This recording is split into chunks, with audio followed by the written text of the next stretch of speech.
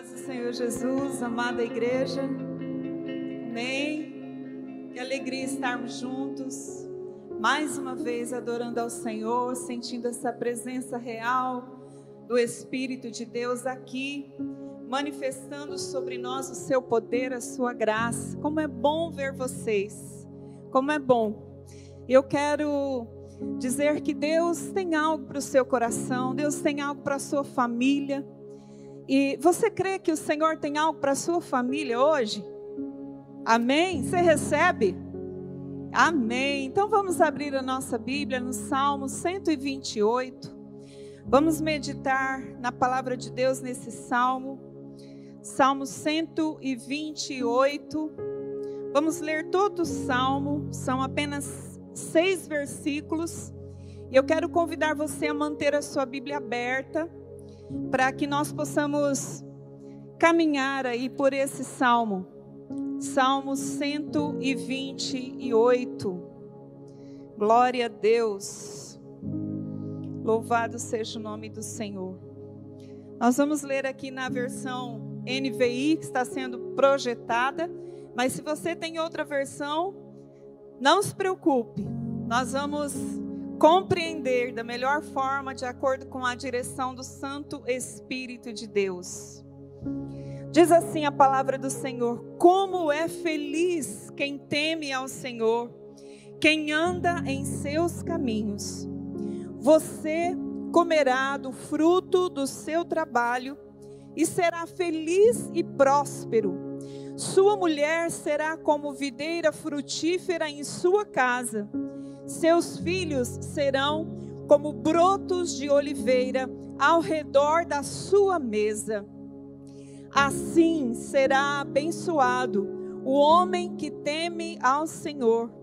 Que o Senhor o abençoe desde Sião, para que você veja a prosperidade de Jerusalém todos os dias da sua vida e veja os filhos dos seus filhos. Haja paz em Israel. Amém? Vamos fechar os olhos por um momento. Vamos pedir ao Espírito Santo que traduza ao nosso coração essa palavra. Deus Espírito Santo, esse salmo foi inspirado por ti. E mesmo tendo sido escrito há tantos anos, há séculos, há milênios, nós sabemos que o Senhor tem algo para os nossos dias, para hoje, para esse momento. Por isso, Espírito Santo, clamamos pela tua iluminação na nossa mente, no nosso coração, para que nós possamos interpretá-lo de acordo com a tua vontade, aquilo que tu queres revelar a nós. Fala ao nosso coração nessa noite, ensina-nos, pois dependemos do Senhor. Abrimos os nossos ouvidos, abrimos a nossa alma, nos dispomos hoje a ser ministrados por Ti. E que tudo que o Senhor falar conosco aqui, possamos reproduzir na nossa casa, possamos viver no nosso dia a dia. É isso que nós pedimos no nome santo de Jesus. Amém. Amém, queridos? Glória a Deus. Vamos comentar um pouco sobre esse salmo. Se eu começar te fazendo uma pergunta: quanto vale a sua família? Você poderia colocar isso em reais? Sim ou não? Não conseguiria? Por quanto você teria coragem de entregar alguém da sua família? Esse salmo, não se sabe ao certo quem é o seu autor. Alguns dizem que é Davi, mas não há provas disso. No entanto, é considerado o salmo da família. E mesmo sendo pequeno, esse salmo nos traz muitas lições. Ele diz que Deus recompensa o homem bom com uma vida longa, próspera, com uma família feliz. E se eu pudesse tirar aqui desse primeiro versículo algumas frases chaves, a primeira seria a seguinte: à medida do seu temor ao Senhor, determina o nível da felicidade da sua família. Eu quero repetir essa frase. A medida do seu temor ao Senhor determina o nível de felicidade da sua família. Quem concorda comigo aí? Levanta a mão. É isso que o texto está dizendo. Mas não é só o temor ao Senhor. Nós vemos aqui que esse primeiro versículo começa com uma expressão de exclamação. Se puder deixar o texto aqui, Salmo 128, versículo 1. Eu olhei em várias Bíblias, irmãos, em várias versões. Em todas as que eu olhei, esse primeiro versículo, essa primeira frase, como é feliz o homem que teme ao Senhor, vem seguido de um ponto de exclamação. E sabe o que isso significa? Que essa é uma expressão de admiração. Uau, como é feliz o homem que teme ao Senhor.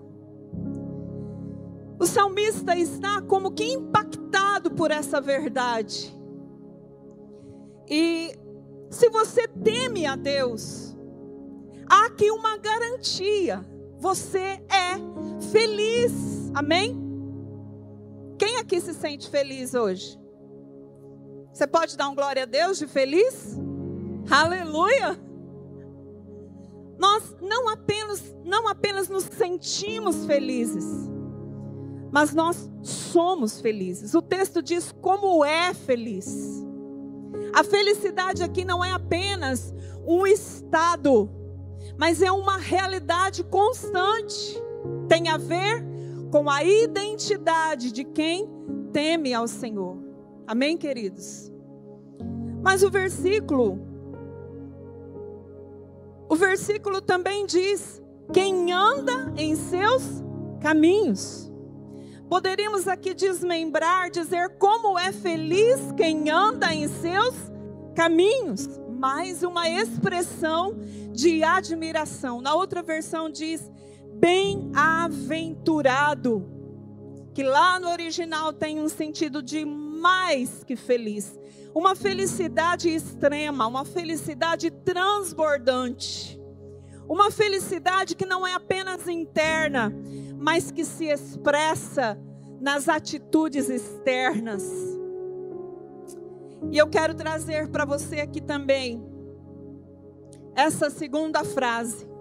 A verdadeira felicidade é daquele que anda nos caminhos do Senhor. Amém?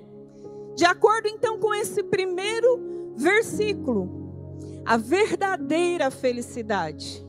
A própria filosofia ensina que o homem, a filosofia cristã, lá de Tomás de Aquino, ensina que o ser humano só se realiza plenamente, só é feliz plenamente em Deus, na sua conexão com Deus. Quando ele tem um encontro real com Deus e vive de acordo com os caminhos de Deus. E o que é andar nos caminhos do Senhor? Significa conduzir a sua vida de acordo com os parâmetros, com os endereços, de acordo com a jornada traçada pelo próprio Deus. Deus, quando nos fez, traçou para nós um caminho, amém? Deixou para nós o mapa, o endereço por onde deveríamos andar. Claro, eu estou usando aqui uma linguagem simbólica para dizer para você que Deus deixou para nós os limites de onde devemos andar. Existem saídas para a direita ou para a esquerda durante essa jornada, que talvez vão nos levar a perigos, mas o Senhor traçou um caminho para nós, desenhou uma jornada para nós, e quando nós andamos por esses caminhos que Ele traçou para nós, podemos ser felizes. Em algum momento da sua vida, você já se sentiu infeliz? E percebeu que você havia errado o caminho? Sim ou não? Será que só eu fiz isso? Todos nós, por algum momento, erramos, somos humanos, estamos sujeitos a tudo isso. Mas eu tenho uma convicção dentro de mim, amados. Quando nós decidimos andar pelos caminhos que o Senhor traça para nós, obedecendo aos limites que Ele coloca, o próprio Deus se responsabiliza em nos fazer felizes nessa jornada, amém? Você crê nisso? Agora tem uma observação também muito interessante nesse primeiro verso. Ele é colocado como uma frase exclamativa, como eu disse, um termo que nos mostra ali uma admiração. Uau, como é feliz o homem que teme ao Senhor e que anda nos seus caminhos. Mas olha no verso 2. A partir do verso 2, a linguagem aqui muda. Já não é apenas uma afirmação, já não é apenas uma exclamação, mas começa aqui um diálogo. Um diálogo. Esse diálogo está aqui na segunda pessoa do singular. Você. Em outras versões diz tu. O salmista aqui, inspirado pelo Espírito Santo, está falando com alguém. Com quem é que ele está falando? Com quem que ele está conversando nesse diálogo? Com a pessoa que teme ao Senhor, amém? Ele coloca o título, digamos, e agora ele conversa com essa pessoa que teme ao Senhor. E ele vai descrevendo aqui algumas promessas maravilhosas para a família desse homem, dessa mulher que teme ao Senhor. E é justamente sobre isso que eu quero meditar com você hoje.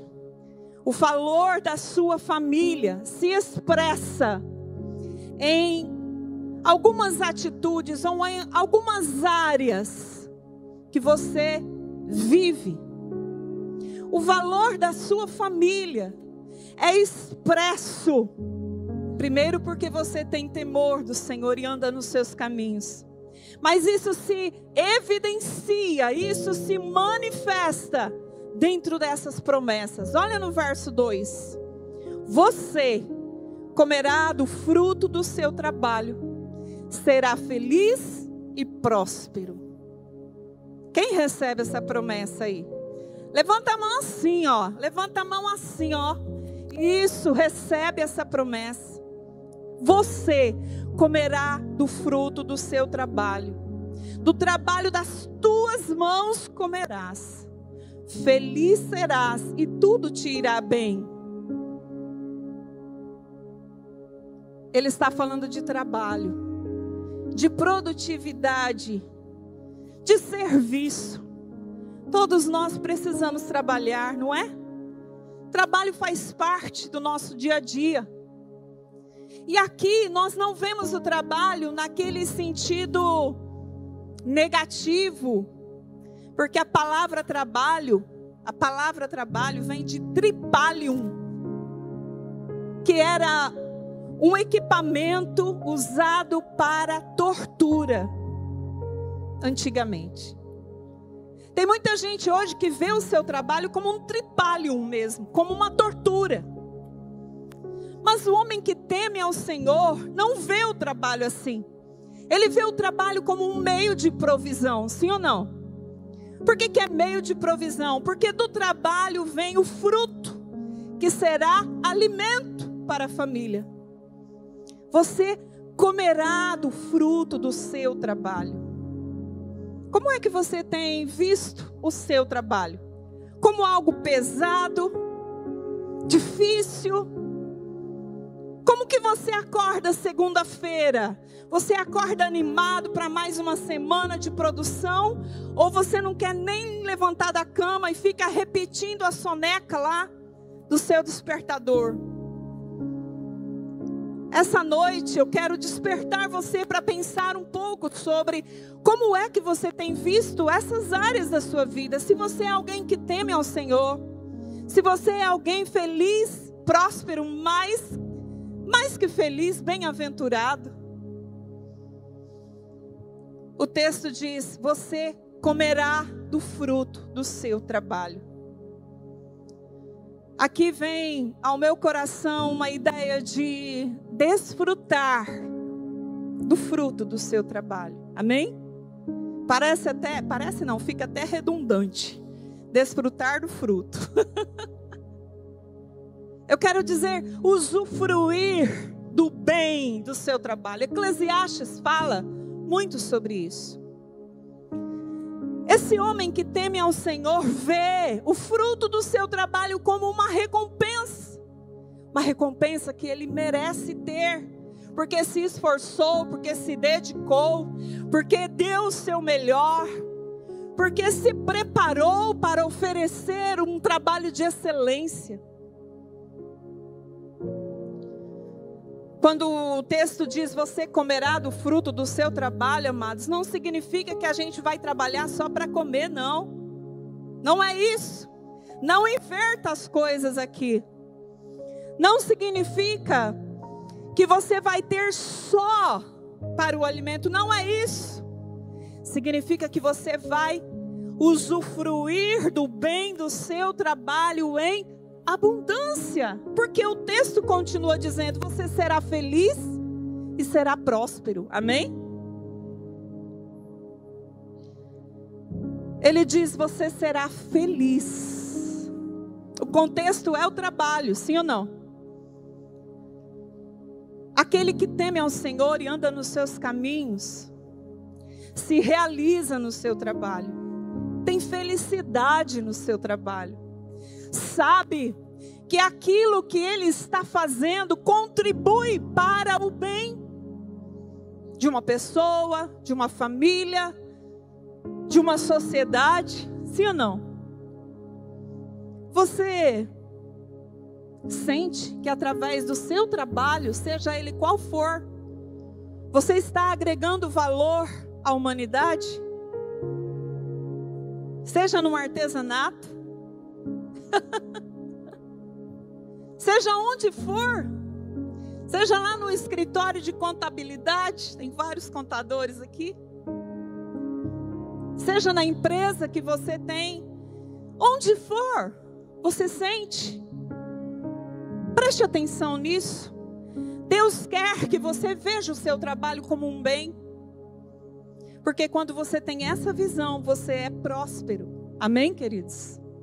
Você recebe essas promessas? Você comerá do bem do seu trabalho. Você será feliz, realizado profissionalmente. E além disso, você será próspero. Prosperidade.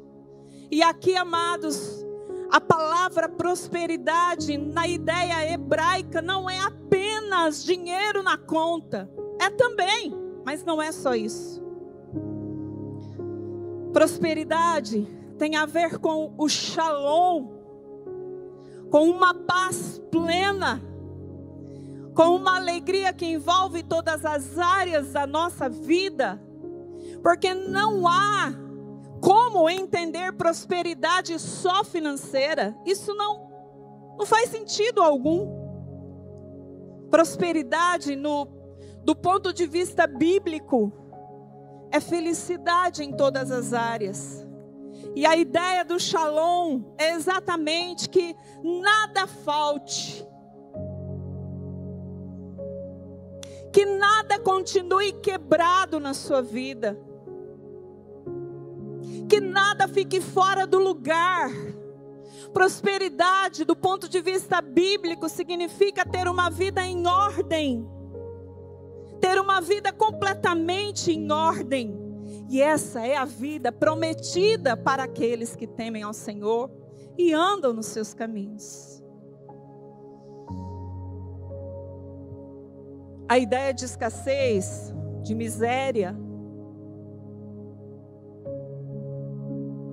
muito pregada por alguns evangelhos tortuosos que existem por aí, contaminados, não é bíblica. Não é de Deus. Hoje de manhã ainda, quem estava aqui na ceia ouviu a mensagem do pastor Euclides falando sobre Isaac, quanto aquele homem prosperou. Todos esses homens da Bíblia, Jó, quantos exemplos nós temos na palavra de Deus de pessoas que serviam ao Senhor de todo o coração e viviam prosperidade. O diabo, a Bíblia diz em João 10:10, que veio para roubar, matar e destruir. E ele colocou uma ideia ao longo dos anos na história, onde as pessoas deveriam pensar que a pobreza, que a miséria era símbolo de humildade. O desapego à riqueza material era símbolo de humildade. Agora eu pergunto, você já encontrou alguém pobre de maré de si? Que é orgulhoso? Será que todos os pobres são humildes? Será? Quando o diabo conseguiu distorcer isso no meio da religião, ele trouxe uma ideia invertida. Nós precisamos sim reconhecer que somos carentes de Deus. Somos fracos, pobres, sem Deus. Mas em Deus nós podemos ser prósperos. Quem de vocês acredita nisso? Então a pergunta: você tem sido uma pessoa que desfruta do seu trabalho? Ou só trabalha e não desfruta nada? Não tira férias, não viaja? Irmãos, eu vou confessar uma coisa para vocês. Eu era uma pessoa que não conseguia usufruir do bem do meu trabalho. A primeira vez que nós fomos à praia, que eu conheci o mar,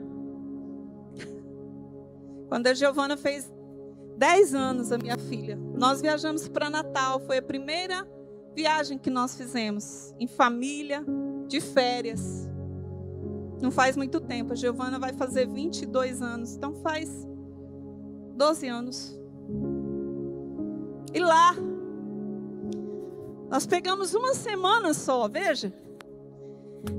Eu tenho até a foto desse lugar onde eu estava e olhando aquela foto eu me lembro exatamente o que eu estava pensando. Era uma segunda-feira. E eu estava lá olhando para aquela imensidão de mar. E eu pensava assim, meu Deus, está todo mundo trabalhando e eu estou aqui à toa. Sabe o que é não ter nenhum senso de merecimento das minhas férias? Sabe o que é não usufruir daquilo? Estou contando para você porque é algo que eu vivi. Graças a Deus o Senhor me curou disso. Mas eu vivi isso, amados. E talvez aqui tenha alguém que não está usufruindo do bem do seu trabalho, mas Deus hoje quer curar você. Amém? Ele quer curar você. Você não pode ser escravo do seu trabalho. Você precisa vê-lo como bênção e usufruir dele como bênção na sua vida. Mas o valor da família se expressa também num casamento feliz. Veja o verso 3. Casamento feliz. Verso 3 do Salmo 128, a parte A diz: sua mulher será como videira frutífera em sua casa. Sua mulher será como a videira frutífera. Primeiro eu quero falar só com os casados. Depois eu falo com os solteiros, tá? Eu sei que tem solteiros aí. A metáfora da videira frutífera é muito interessante, amados. Porque naquela época, a videira tinha muito valor no mundo rural mesmo, na produtividade mesmo. A videira é um símbolo de abundância. E o que é extraído da videira ou da uva? O vinho. Você já sabe o que eu vou falar. O vinho é símbolo de alegria. Lá no casamento em Caná da Galileia, Jesus multiplicou o vinho. Não foi o bolo, não foi o churrasco, foi o vinho, não é? E essa alegria que precisa haver no casamento está bastante relacionada à mulher. Não só, mas está bastante relacionada à mulher.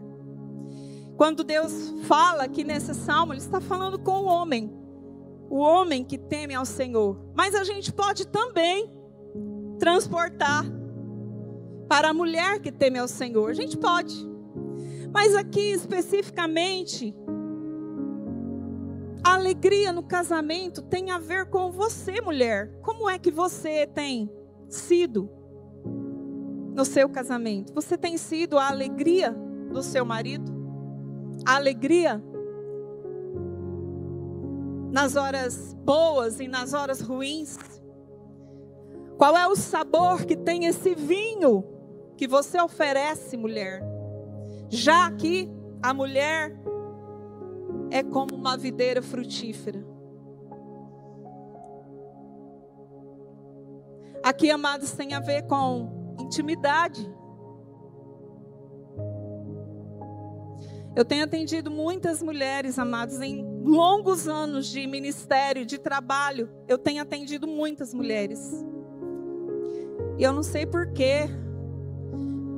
Do final do ano passado para cá, tem aparecido muitas pessoas para eu atender que estão com problemas sérios no casamento. Por poucas coisas que precisam ser ajustadas. Uma delas é a intimidade do casal. Há muitas mulheres hoje brincando com isso, achando que não precisam dar muita atenção a essa área. E por causa disso, há muitos maridos recorrendo à pornografia, aos relacionamentos virtuais. Mas sabe qual é a instrução bíblica? 1 Coríntios 7, 5. Se alguém puder colocar aqui, eu agradeço. Olha qual é a orientação bíblica. A Bíblia fala de obrigações físicas no casamento. 1 Coríntios 7, verso 5, diz assim: não se recusem um ao outro, exceto por mútuo consentimento, e durante certo tempo, para se dedicarem à oração. Não é para ficar sem intimidade por causa da briga, não. Pode até ficar sem intimidade, mas para se dedicarem à oração. Tá vendo como que hoje tá tudo invertido? Depois, unam-se de novo, para que Satanás não os tente, por não terem domínio próprio.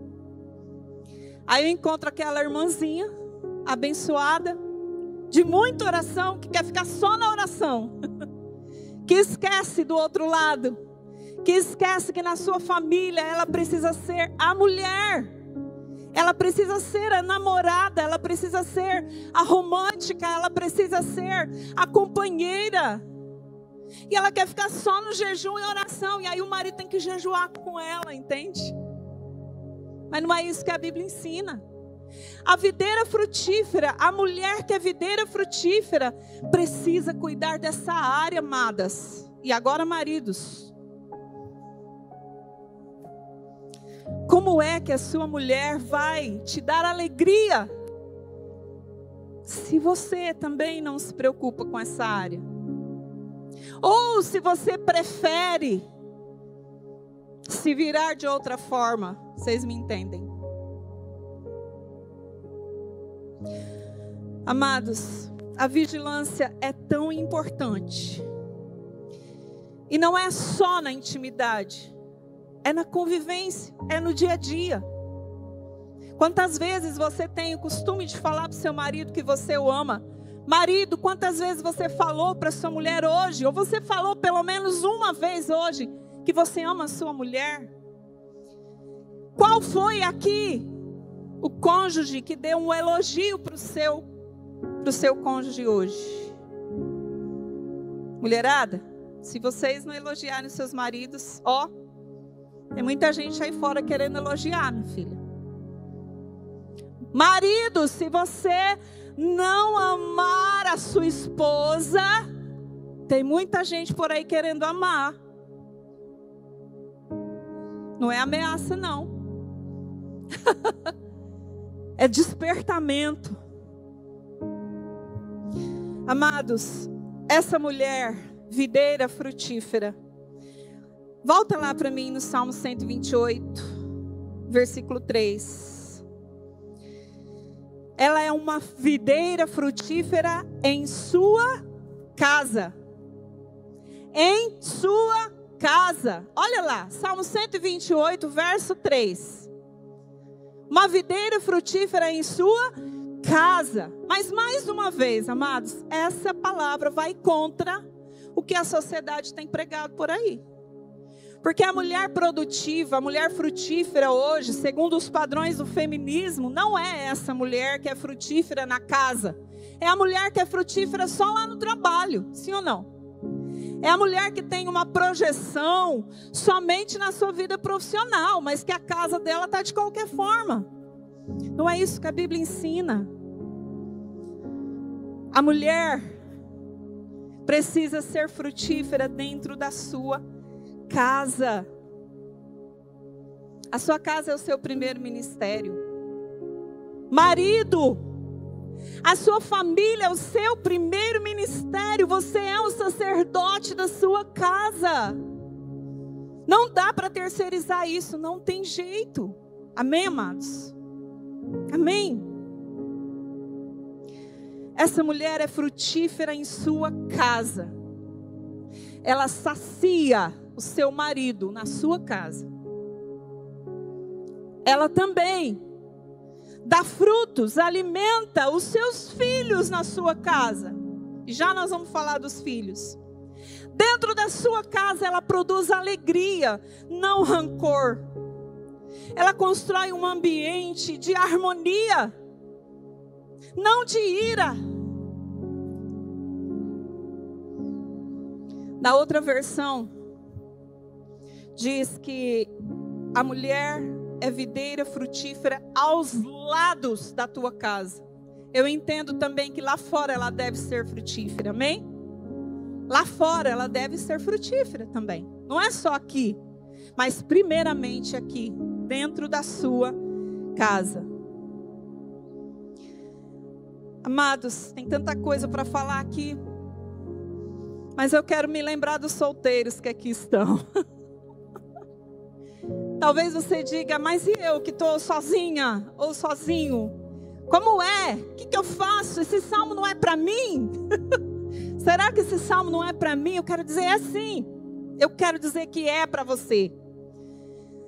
E olha aqui, eu quero, em nome de Jesus, profetizar na sua vida que você está sozinho por um tempo. Mas que em breve você terá alguém. Porque Deus diz que não é bom o homem ficar sozinho, nem a mulher também. Então a mensagem para você é a seguinte: se você teme ao Senhor, seja essa pessoa. Muitas vezes, gente, já atendi muita mulher solteira também. E ela chega e fala, Wanda, mas por que eu não consigo arrumar ninguém? Por quê? O que tem de errado comigo? Por que as pessoas se aproximam de mim, mas logo saem? Se você deseja uma pessoa que teme ao Senhor, tema ao Senhor. Se você deseja ter alguém, você jovem que está aqui, deseja ter alguém do seu lado que é como videira frutífera na sua vida, tema ao Senhor primeiro, seja frutífero também, seja uma pessoa alegre também, você vai atrair alguém assim para você, amém? Outra coisa, eu fiz algo quando eu era solteira, deu muito certo. Eu escrevi exatamente qual era o marido que eu queria. Moreno alto, que temesse ao Senhor, que tocasse, que cantasse, porque eu fazia isso desde criança na igreja. Eu pedia, Senhor, eu quero um homem que me ame. Era isso que eu pedi ao Senhor. Eu escrevi para o Senhor o que eu queria. Eu queria um marido de barba.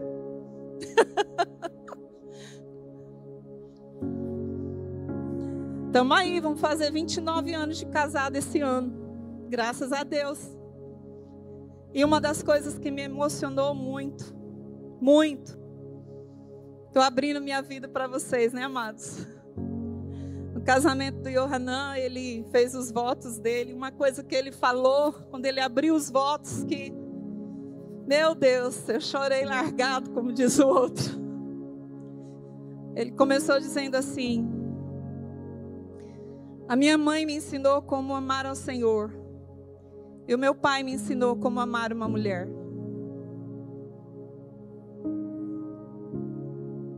E eu louvo ao Senhor por isso. Então você que está solteiro, escreve lá. Põe debaixo do seu joelho. Ora, busca. Amém? Quanto vale o seu casamento? Ah, Wanda, vale muito. Então quanto você tem investido nele? Se vale muito, então quanto você tem investido no seu casamento? Daqui uns dias nós teremos aqui o curso Casamento Renovado, né? Que o pastor Jairo falou hoje de manhã. A igreja, amados, tem proporcionado essa oportunidade das pessoas melhorarem o seu casamento. Não perca essa chance. Quanto vale? Como você tem visto seu marido, mulher? Como você tem visto a sua mulher, marido? Como jovem você tem visto a si mesmo, as suas qualidades? Você tem alimentado em você essas qualidades para atrair alguém segundo o coração de Deus? O valor da família se expressa num trabalho próspero, se expressa num casamento feliz, mas também se expressa em filhos abençoados. Versículo 3, parte B. Seus filhos serão como brotos de oliveira ao redor da sua mesa. Olha, outra figura. Brotos, pequenininhos. E a ideia é renovação, é esperança, é recomeço. Depois do dilúvio, quando Noé abriu a janelinha da arca, o que foi que ele viu? Depois que tudo já estava seco, o que ele viu? Ele viu uma pomba com um ramo de oliveira. A ideia é recomeço. Então, quando nós temos filhos, e eu quero falar primeiro para os que têm filhos, depois eu falo para os que não têm. Fica tranquilo, já chega a sua vez. Filhos são a certeza de que a humanidade vai continuar, irmãos. Não vai acabar em nós. Filhos são a certeza de que o nosso nome vai continuar. Nosso legado, a nossa história. A oliveira é símbolo de vitalidade. Também é símbolo de paz. A pergunta é: como é que nós, como pais, temos tratado os nossos filhos, que são vitalidade, que são recomeço, que são esperança? Como nós temos tratado os nossos filhos? Nós temos um projeto na igreja chamado Casa de Paz. Maravilhoso. Eu estou fazendo uma empresa de paz no momento. Mas eu sei que tem pessoas aí que estão fazendo várias casas de paz. Isso é maravilhoso. Nós saímos de onde estamos e vamos lá profetizar a paz na casa de outra pessoa. Vamos profetizar a paz na empresa. A minha pergunta é: como é que está a paz na sua casa? Seus filhos têm paz dentro de casa? Interessante, amados, que a raiz de uma oliveira adulta pode chegar a 6 metros de profundidade. Muito profundo, não é? 6 metros. E quando a oliveira fica muito velha, o tronco principal pode até parar de dar frutos. E aí os cultivadores colocam várias mudas ou brotos novos nesse caule, nesse tronco. E aqueles brotos vão crescendo. E daqui a pouco eles estão também frutificando. E qual é o fruto da oliveira? A azeitona. Amém? O que a azeitona traz? Traz o azeite. Amém? O que é o azeite? É símbolo também do Espírito Santo. Amém? E se você e eu, como oliveiras, formos profundos em Deus, com as nossas raízes profundas em Deus, e mesmo quando as coisas não estiverem lá muito bem para nós, mas nós incentivarmos os nossos filhos, nós investirmos nesses brotos de oliveira, eles também começarem a produzir, eles também crescerem ao redor de nós. Interessante que a imagem aqui é de um tronco velho, antigo de uma oliveira, mas os brotos vão nascendo e vão ficando novos ao seu redor. Por isso o texto diz: como brotos de oliveira ao redor da sua mesa. Se você é um homem que teme ao Senhor, tem as suas raízes aprofundadas em Deus, você alimenta os seus filhos com a seiva, com os nutrientes da terra tirados lá do profundo, com a hidratação lá dos mais profundos lençóis de água, para que os seus filhos ao seu redor produzam mais do que você. Amém? O que você faz ao redor da mesa com seus filhos? Na mesa mesmo, no dia a dia. Você tem tempo de mesa com os seus filhos? Pensa nisso. Um dos principais aspectos da oliveira é a longevidade. Podem chegar a 2.500 anos. Quando nós estivemos lá em Israel, né, Pastor Jairo, no Monte das Oliveiras, nós vimos árvores de oliveiras milenares. Significa, amados, que um legado que você tenha em Cristo pode se prolongar por muitas gerações. Amém? Eu louvo ao Senhor porque a minha mãe sempre me ensinou a amar a palavra de Deus e a ler a Bíblia. A mãe dela fez isso com ela. Não é, mãe? Todas as vezes que eu ia para a casa da minha avó, eu via minha avó lendo a Bíblia. Ela já está no céu com Jesus, mas deixou um legado de amor à palavra de Deus, que hoje eu tenho buscado replicar, multiplicar na vida dos meus filhos.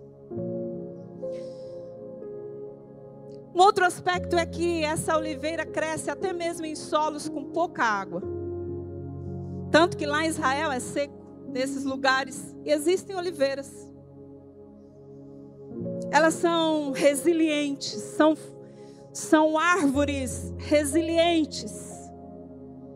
Elas demoram até 15 anos para dar frutos. 15 anos, ó, adolescência. A pergunta que eu quero fazer a você é: como é que está o seu investimento na vida dos seus filhos? Quanto eles valem para você? Ah, Wanda, eu não vendo por nada. Tem muitos pais aí que não estão vendendo, mas estão entregando de bandeja os seus filhos para o mundo, por não terem tempo de qualidade, por não terem tempo à mesa juntos, para ouvir. Não é reunião de família para lavar roupa suja, não. É tempo de mesa para ouvir. Pai, mãe, você ouve os seus filhos? Há pouco tempo eu atendi um jovem e ele me disse: Wanda, eu não sei como agradar os meus pais. Eu não consigo agradar os meus pais. Será que não está faltando tempo de mesa, de escuta, sem julgamento? Agora você que ainda não tem filho, não posso esquecer de vocês. Você que ainda não tem filho biológico, a mesma coisa. Se prepare para ser esse pai, para ser essa mãe, que não vai apenas pôr uma criança no mundo, mas que vai ensiná-la no temor do Senhor, que vai amar essa criança, que vai guiá-la para ser um instrumento de amor, um instrumento de paz por onde ela for. Além disso, quem nós temos gerado espiritualmente? Que filhos temos gerado espiritualmente? Os jovens, talvez ainda que não têm filhos, podem gerar mais filhos espirituais ainda do que nós que já passamos da metade para frente, não é? Pensa nisso, você jovem, comece a gerar filhos para o Senhor, filhos espirituais. Use o seu tempo para ganhar almas para Cristo, para gerar novos filhos na fé. Use. Não perca tempo. Nós vamos concluir aqui, amados. Versículo 4. Veja, o valor da família se expressa em um trabalho próspero, num casamento feliz, filhos abençoados, mas também numa espiritualidade saudável. E eu quero ler os últimos versículos. Assim será abençoado o homem que teme ao Senhor. Verso 5. Que o Senhor o abençoe desde Sião, para que você veja prosperidade em Jerusalém todos os dias da sua vida, e veja os filhos dos seus filhos, e haja paz em Israel. A bênção que Deus oferece, garante àquele que o temem, é completa. É financeira, é conjugal, é familiar, mas também é espiritual.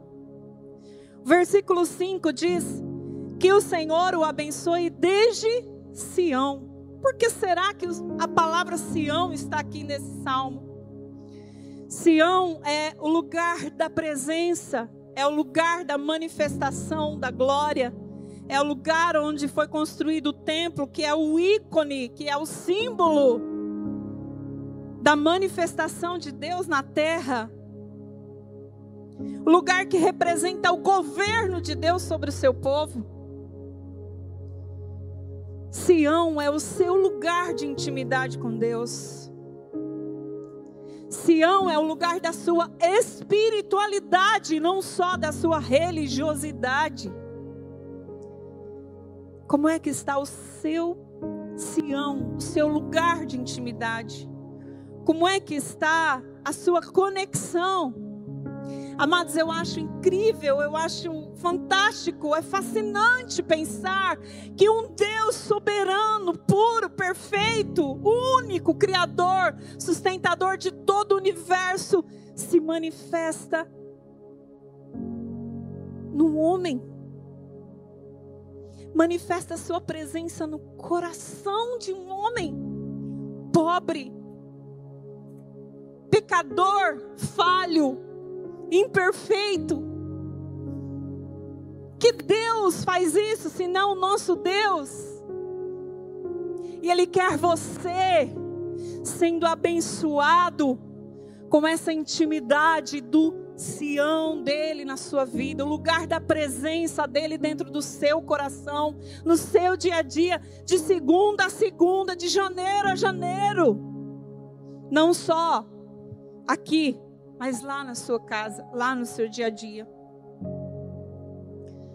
Sião era um monte, é um monte. E monte nos dá a ideia de proximidade de Deus. É mais alto, não é? Mais perto do céu, não é? Sião também nos dá a ideia de adoração. Você e eu precisamos temer ao Senhor e andar nos seus caminhos para vivermos o Sião todos os dias. O monte da intimidade todos os dias. A presença manifesta de Deus todos os dias. Amém, queridos? Quanto vale a sua vida espiritual? Você tem vivido uma espiritualidade saudável? Ou você tem vivido uma religiosidade que engessa, que amarra, que prende, que formata tudo dentro do quadradinho das regras? Ah, Wanda, você quer dizer que não precisa ter regra? Não, não é isso. O que eu quero dizer é que não existe espiritualidade formatada numa regra obrigacional, não. Uma regra cumprida só por obrigação. Isso não é espiritualidade, isso é religiosidade. Espiritualidade é comunhão íntima com Deus, é senti-lo. Como você sente? Como você se conecta? Quanto vale isso para você? Não apenas momentos de extravasar a sua emoção, não é isso. Espírito é mais profundo que alma. Como é que você se conecta com o seu Criador? Quanto tempo você tem investido no seu Sião, no seu lugar de intimidade com Deus, no seu quarto secreto de oração? Nós começamos ali um relógio de oração muito poderoso, não é, Vando?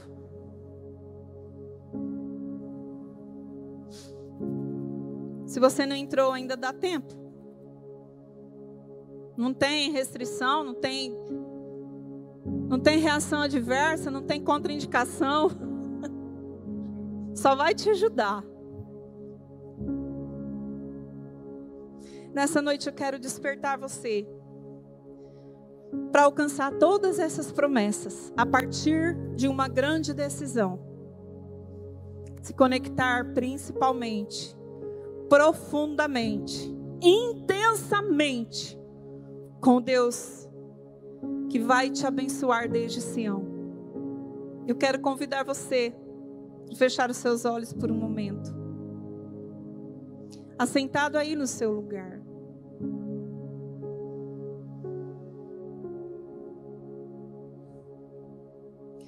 Você deseja ver a sua família feliz?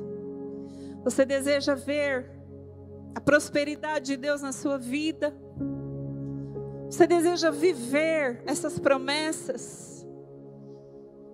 Entregue-se hoje totalmente ao Senhor e faça com Ele um compromisso de temer ao seu nome, obedecer, andar nos seus caminhos.